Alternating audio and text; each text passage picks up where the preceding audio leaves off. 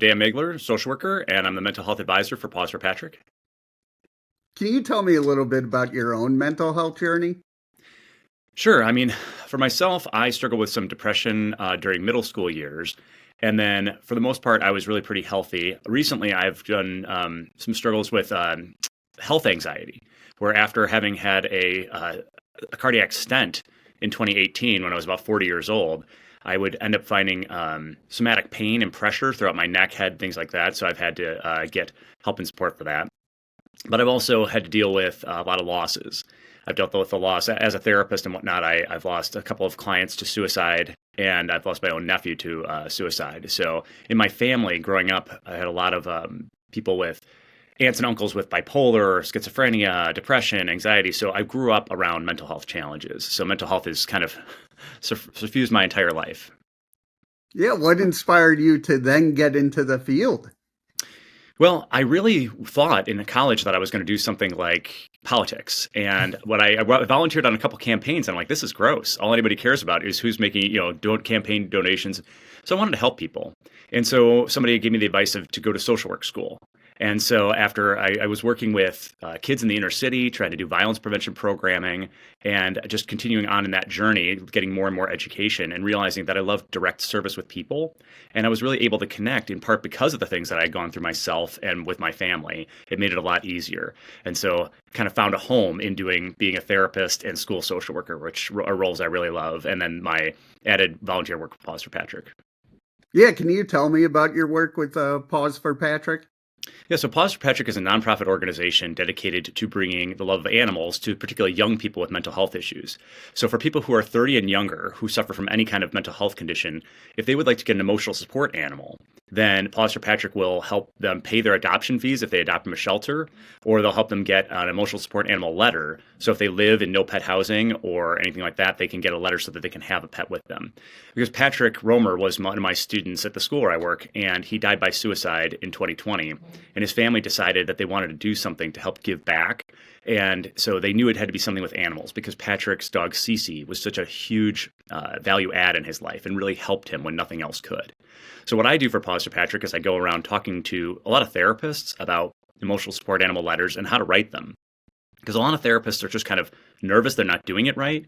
And so I want to help people have access to their animals because you can have the best therapist in the world, but they're not going to be there for you at 3 a.m. Whereas your dog, your cat, your tarantula, whatever it is, they can be. And they provide so many people with a sense of meaning and purpose. So I'm a huge fan of the role that animals can play in helping us to be the best, healthiest versions of ourselves. For me, I work at home and I'm by myself like 10 hours a day, but I have my dog here. So that kind of helps me a little bit when, you feel lonely, you have someone there for you. Yeah, we always think about mental health, about risk factors and resiliency factors. And right now, we're dealing with an epidemic of loneliness in the United States and isolation. And so for a lot of people, animals can really help. And they also help people to start up conversations with other people. I know when I'm walking my dog, Mariska, the neighbors know her better than they know me. And it helps, you don't have to, you could just, your dog sniffing their dog. And it just makes it easier to start conversations. It helps you to feel more open, to have that buffer of the dog there. So it really, there's so many ways in which having an animal around us can really help us to connect. What are some of your methods? Well, I just really love to use humor, and I like to take people off guard of just, breaking down past. What I do is I have, I'll start out by just, letting students know, again, no one is doing perfectly okay all the time. But if I ask you how you're doing, a lot of people will just say fine. So I break down how you're doing into 4 areas. How are we doing physically, mentally, relationships, and big picture? And using that as a structure, I think it helps people to know I'm going to ask about these different areas of your life every time, and we're going to get past some of those hurdles. I also use a lot of, I'm very authentic. Some therapists, and there's nothing wrong with this, they have a little bit more of an office personality and a home personality. But for me, I'm this guy all the time. And I think for my clients, they really like that authenticity of just, and I'm open and I will share, this idea of self-disclosure as a therapist. The key is it's fine to self-disclose as long as it's in the service of the client. I'm not using my client as my therapist, but I tell a lot of stories about my life, my family, the things maybe even other clients have gone through, obviously not sharing any names. But I think, and then again, just like being the willingness to laugh at myself and for all of us to have humor through all the situations, because if we can't laugh at it, it's going to be really hard. to to take it through and have context. The name of the podcast that I do is called Not Allowed to Die. And the reason it's called that is because my view is I want people to do whatever it takes to get them through this world. They're just not allowed to die. So there's going to be no judgment. That's really, I think Carl Rogers, he kind of said that people can get better in therapy if they just believe that they can say anything in the world to their therapist and not be judged. And so the biggest thing for me is to radiate that I'm not going to be judgmental. It doesn't mean I'm going to be saying every decision that you make is an awesome decision, but I'm always going to be rooting for you to make the next healthiest decision. And I think people can feel that in me, that authentically, I really do love my clients and care about them. And that's why when I lose a client, like I'm losing Patrick or other clients that I've lost, it tears me apart forever. But that's okay. I'd rather live that way and be truly invested in my clients. I don't know how to do it any other way. With the podcast, what is it like to get your thoughts, feelings out to the public? Sometimes it's a little bit nerve-wracking because I just want to make sure that, for example, if I share something about, I don't want to turn anybody off. You want to make sure, I have, in the book, The Courage to be Disliked, the author kind of states that if you're really authentic, some people are just not going to like you because if you have a taken opinion. But I also want everyone to feel safe coming to me. So I might have a position on a topic that is, some people, it just turns them off. But I have to say authentically what I think. And again, so what I'm doing is usually I'm just kind of saying, in the last 3 clients that I talked to, there were a lot of issues with relationship dilemmas this week. And so I find myself saying, what were the topics and the themes that I was repeating over and over? And that's what I'm going to say my podcast about. Other times I'll have guests on that'll be talking about things that I want to learn more about, like psychedelic assisted therapy or things like that. So sometimes it can be about learning more about new techniques, but often it's just, this is what I'm noticing. This is what I'm feeling in the zeitgeist with my clients, that people are struggling with this or that, and how I'm responding to that. And I kind of think of it as a love letter to my own kids, because I do have some death anxiety. And the idea that someday I might not be there, but they can at least know what I would think about a variety of topics if they go on and click. Hopefully the log of my podcast will still be available, but so anybody who wants to know what I would think about a topic is going to be able to click on that and see, what are his feelings about self-injury or dating or, getting consent in sexual relationships, so those are things that I'm going to be out there on record for, which is both exciting, but a little bit scary sometimes. What does your dog mean to you? Well, again, she's just this source of unconditional love. To be able to come home and to have her wagging her tail and just so excited to see me. Everyone should have a creature in their life that is excited about them as Mariska is about me. And she also, this morning it was freezing outside and I was walking her and I was a little bit resentful of her, but I was also thinking, this is getting me moving. This is keeping me active. So she helps me to be a healthier version of myself, and also just stroking her fur, things like that. It's this tactile grounding sensation that's really healthy for me, a way of just self-care. So just being next to her, cuddled up against her on the couch or whatnot, and when she's pawing me to keep petting her or whatnot, it just that feeling of being wanted is really great. With whatever you do, how does it feel that you're helping others? It's a luxury. It's just, I feel so lucky that the career that I'm not a better person than an accountant. I'm not, the thing that I like to do, society says you're a good person for doing it. So I'm just incredibly lucky that people give me the greatest gift that anyone can ever give someone else, which is their trust. They open up to me. Yesterday, I had a boy, he came out of the closet and was sharing that for me, the first person he's ever shared that with. And what a great gift. And so I feel honored, and I feel, we have to be wary of hubris. I know, and, my first couple of jobs of realizing I worked at a home for abused and neglected kids. And they said 80% of the kids we worked with were going to end up incarcerated or pregnant before the age of 18, sometimes both. And that I have to realize that a client's success or their struggles are not on me. I'm just a tool. I'm just a side character in their life. But I get to witness it. And I look at every person like a book that I want to read. Every person that I see going by, I think, my gosh, I know that person has an interesting story. So that's one of the hardest things in the school is I see all these kids that I want to get to know better, and there's only enough time. And then to have people come back to me and say, thanks, you really helped me. And I just well, my thanks are for you. You shared with me.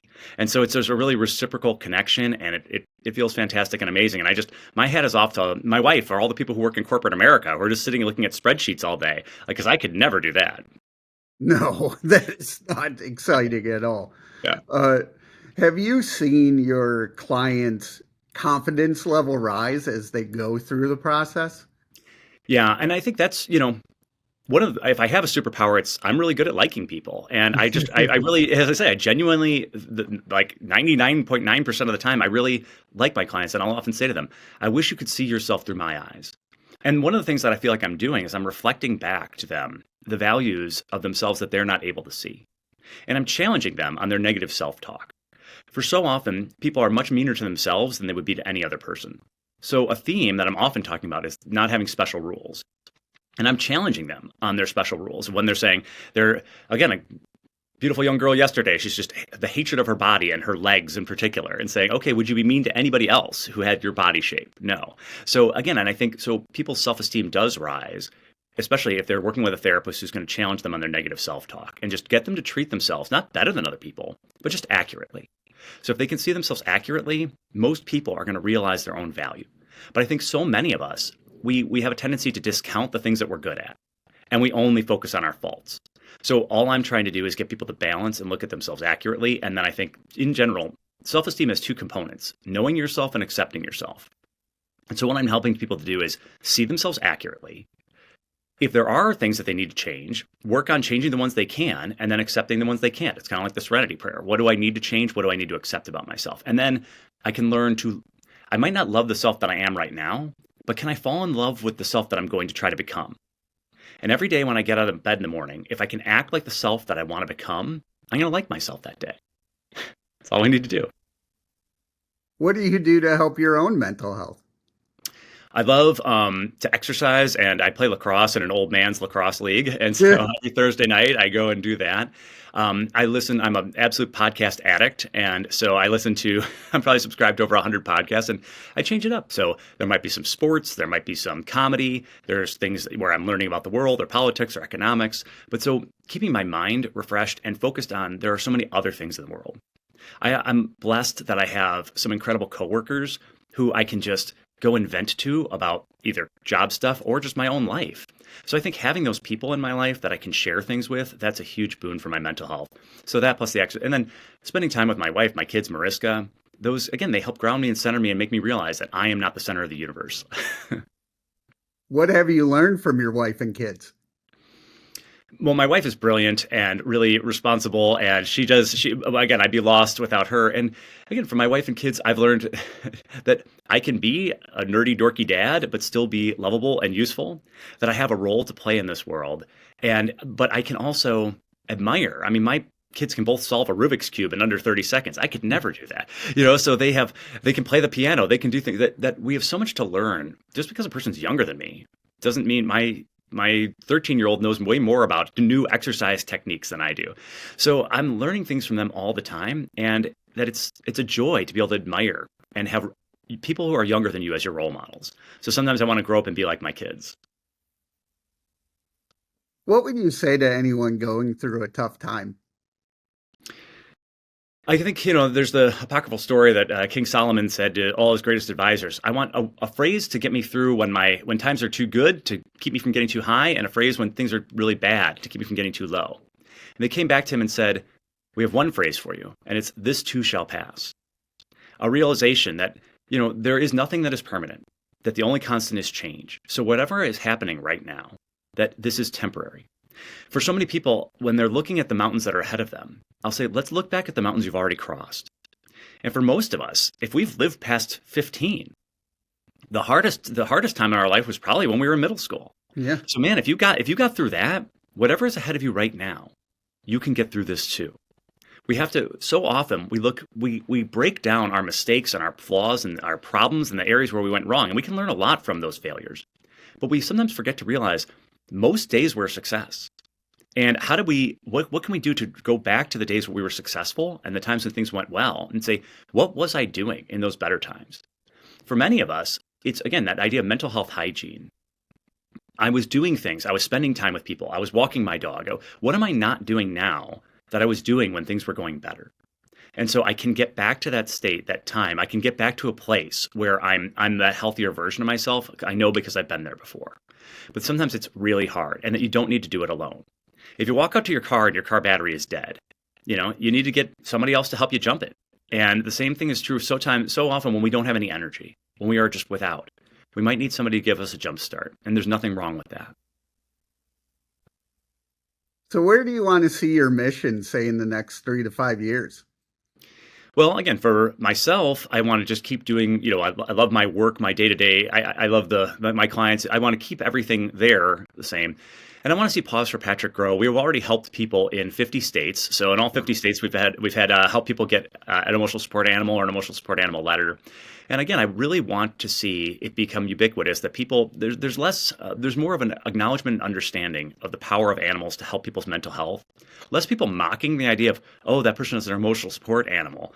More of a recognition, again, that we all have mental health and we can remove the stigma of that. Just like the way we think about our physical health. Like everyone can benefit from exercise. Well, everyone can benefit from focusing on their mental health and making sure it's as strong as it can be, just like we do with our physical health. So for myself, I want to see how Paws for Patrick and our mission with animals, I think we can really accelerate that because people are less afraid to talk about their love of animals than they are to talk about their own journey with mental health. So using that as a vehicle so that I would love in 5 years, Paws for Patrick and emotional support animals to be more of a household name where everyone's thinking about that and they're thinking about, yes, this is really good for all of us. How can people reach out to Paws for Patrick and you? So for Paws for Patrick, they can just go to pawsforpatrick.org. That's our website, so they can learn more about if they would like to get an emotional support animal, or they would like to just get a letter or anything else like that, even if they want to donate and help out. We would love any of that. Just spread the word to go on our Instagram or, so if they have like pictures of their dog or things that they could post, we're going to have contests up there so that people can show what their animal is doing for them. For me, they can email me at DMaiglerLCSW. That's DMaiglerLCSW @gmail.com. And they can find the podcast Not Allowed to Die on Spotify, Apple Podcasts, anywhere that they normally download podcasts.